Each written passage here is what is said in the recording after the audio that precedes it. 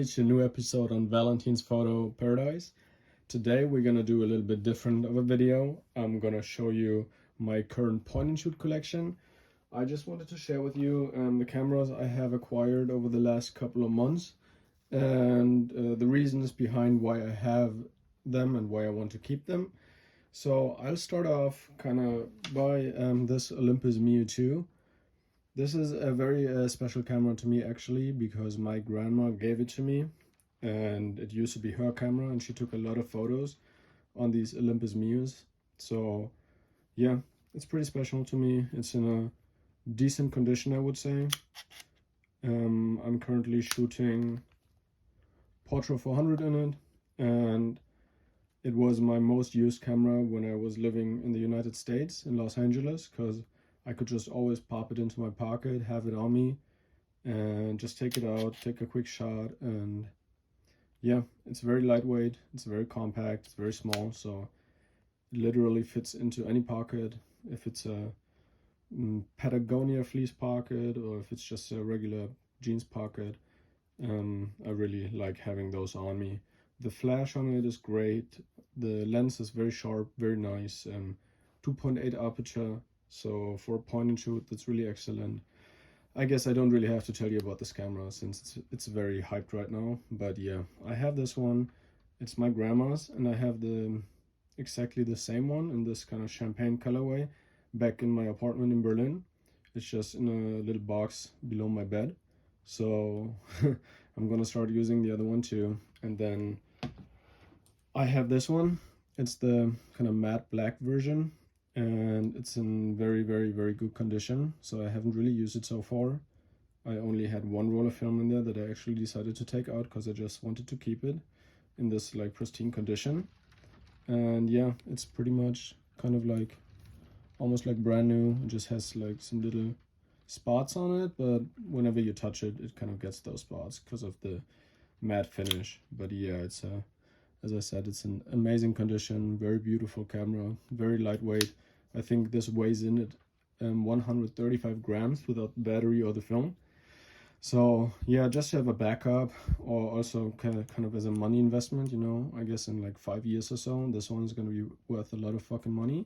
So I'm just keeping it like laying around, gonna decide if I want to use it to shoot film in it or not. I thought about only shooting Ilford Delta 3200 in this one, so I really like the film stock. I think for point and shoots, it's to have that high of an ISO, it's kind of crazy and very useful because they perform better when they have more light to work with. So yeah, I was thinking about doing that, but for now I'm gonna keep it filmless. So I just have it like kind of to look at or to sell it one day or just to keep it forever. And I don't know, I just really liked it. I picked up this camera and another one of those I'm going to talk about later for I think 110 euros. So basically this was like 55 bucks. So can't really complain about that. And then I have an Olympus MIU1. This one I bought for like 35 euros, I think. And I always have a roll of HP5 in it. And yeah, it's a very beautiful and nice camera too.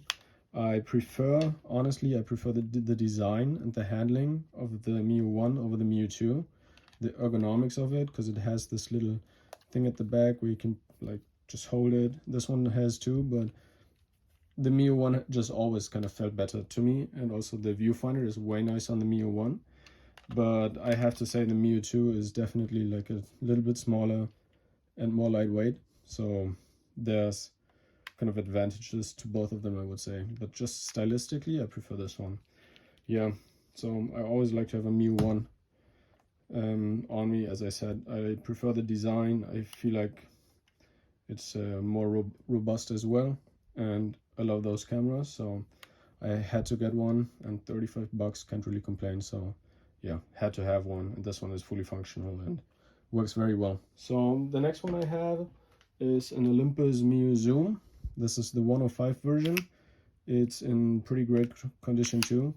I took it to the US with me because I wanted to have a zoom point and shoot that I could just have on me when I went on like little hikes or something like that. And it served me really well. I really liked it. I shot mostly Fuji Superior 400 in this and used it to like take little walks around my neighborhood and just photograph like everyday kind of scenes.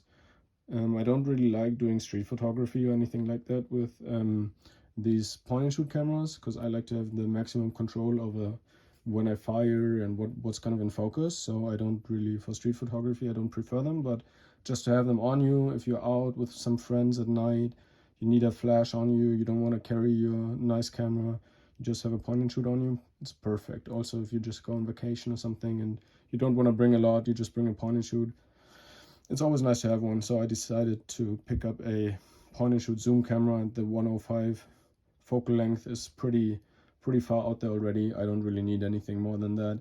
I'm totally fine with the focal length on it. So yeah, I got it for pretty cheap too, so I'm happy to keep it in my arsenal, so to say. The next camera we're gonna go to, I just recently got. It's a Yashica T Zoom, and the material of it feels very nice. It feels, honestly, it feels great. And what I really like about it is the fact that it has a 28 focal length on it. So all of the Mios, they have a 35mm focal length on them, and then this one I think starts at 38, the Mio Zoom. And I'm a really big fan of 28 as a focal length. I love 35, don't get me wrong, but sometimes you want that like little extra wideness. So I'm really glad I got this, and it's 28 to 70. So since I'm not really like a big tele kind of person anyways, I would be even fine with like 28 to 50, but I take the 70, you know. The aperture on it, 4.5 to 8, okay, you know, might not be the best. Some people might say, yeah, the Contax TVS has a 3.5 aperture, but honestly, I don't really care. I'm not really looking to shoot like crazy portraits on a point and shoot. If I wanted to do, I would definitely pick the Olympus Mio over it anyways. I wouldn't even take a zoom point and shoot to do portraits. Generally, I do in a medium format, or just take a really nice 35mm SLR like my Canon F1 and just put a 1.4 lens on it and go for that dreamy look. So for me, portraiture, I don't really need a good aperture, you know. So the 4.5 to 8 is totally fine for me. I don't really shoot a lot of low ISO films in point and shoots. Mostly I go for 400 speed film in point and shoots, sometimes 800, sometimes 200, but then I can just use the flash, you know. So yeah, I'm currently I'm shooting some, I don't know, some expired Fujifilm black and white in it. One thing that I'm kind of unsure about if I like it or not is that the display is constantly on even if the camera is not on. So as you can see the battery and the frame counter at all times. And something that I have noticed is that the camera is quite slow. Like in general, if I'm zooming, it's just kind of a slow shooting experience, I would say.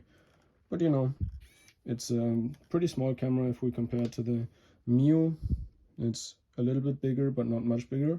So yeah, I like having it on me. I haven't developed any rolls yet. I've shot 2 rolls, and this is the 3rd roll I'm shooting through it yet.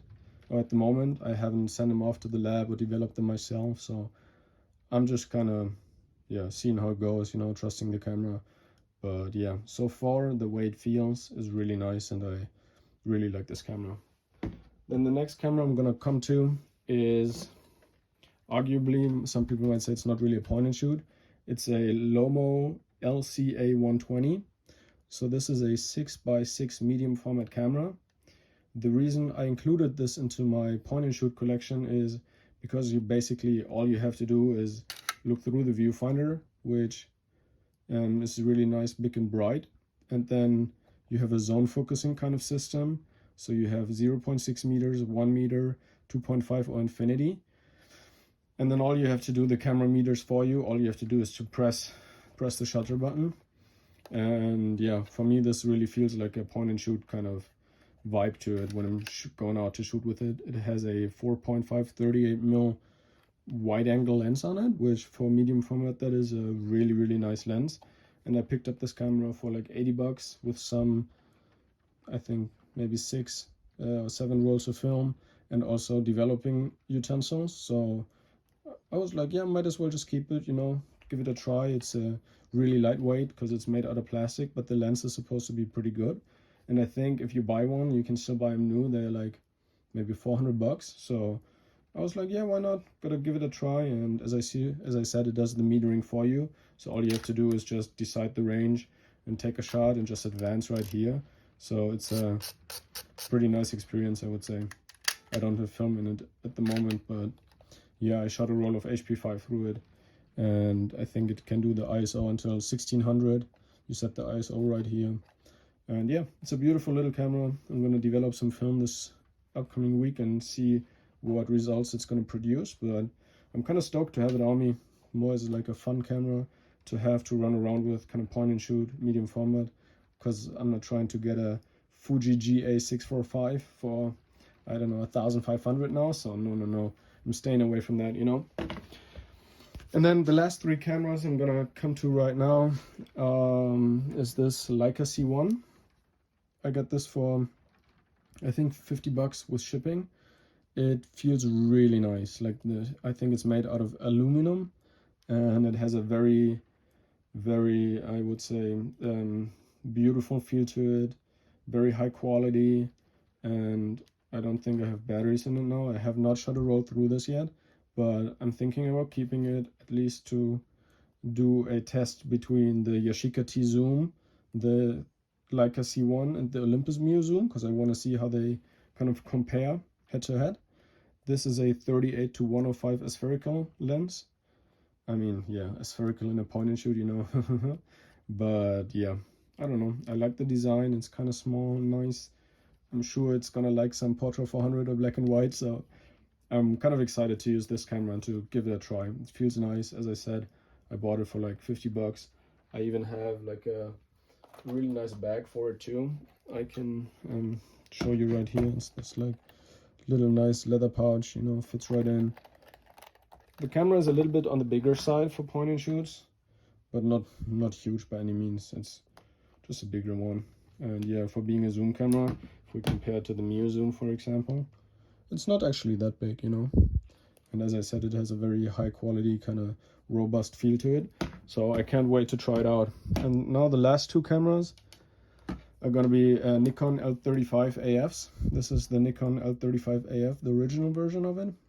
It's in a really nice condition. I bought this camera and this for 110. So I had a great find on him. It was in really nice condition. I really like the design of it. I feel like this one feels way nicer than this one. This is the L35AF2. And some of the advantages on this one is that you can manually set the ISO.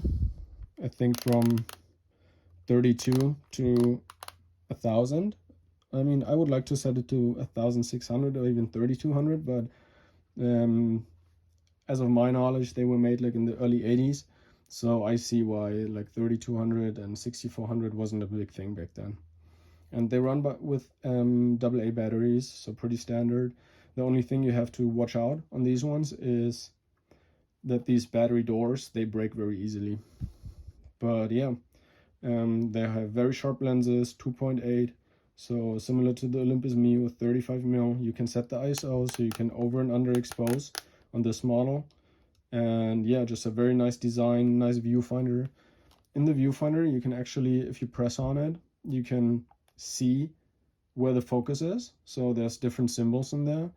And in those symbols, you can already figure out if the camera is focusing correctly or not. So if I were to take a shot of one of these point and zooms, it would have to be on the first symbol. And then I would know, okay, it's actually focusing very close. So this allows you to check the focus, which is nice for a point and shoot, because with some point and shoots, you really have no idea what they want to focus on. But yeah, this is the L35AF1, or just the AF, and this is the AF2. I had this one first. I was looking for that one, and this one was actually the second film camera I ever bought. And I bought this one for $50, and yeah, I loved it instantly. I was very happy with it. It was my first point and shoot that I got, and I think I shot like 3 rolls through it in like 2 days, because I was like, yeah, oh my god, this is so much fun. You can just literally point and shoot. But yeah, then I was able to get that one, and now this one is more of a backup camera to me, in case this one breaks, because I have, my flatmate had this this one, and it broke on him like 2 weeks into having it. So I'm kind of scared about them breaking. But yeah, that's pretty much my entire collection. I'm glad that you guys joined. I hope I was being like kind of helpful, kind of arguing why I have all of those cameras. I know it's a lot, you know, but eventually I'm gonna start selling some. I guess this one might go, the Leica C1 and the Yashica, I don't know yet. I like the 28 on it, but maybe the Zoom is gonna go, but maybe not, you know, because actually all of them are still gonna gain in price, I guess. So might as well just keep them as like financial assets and sell them one day. But for now, I'm pretty happy with my point and shoot collection. I'm really looking forward to the results on the Lomo, and I hope you guys enjoyed this video. It was more of like a freestyle, just talking thing, but take care, everybody. Stay tuned, subscribe to the channel, hit me up in the comments if you want to know anything. If you want me to do a review on any of those, you know, I can do so. And take care, brush your hair, and yeah, have a wonderful rest of your day, and subscribe.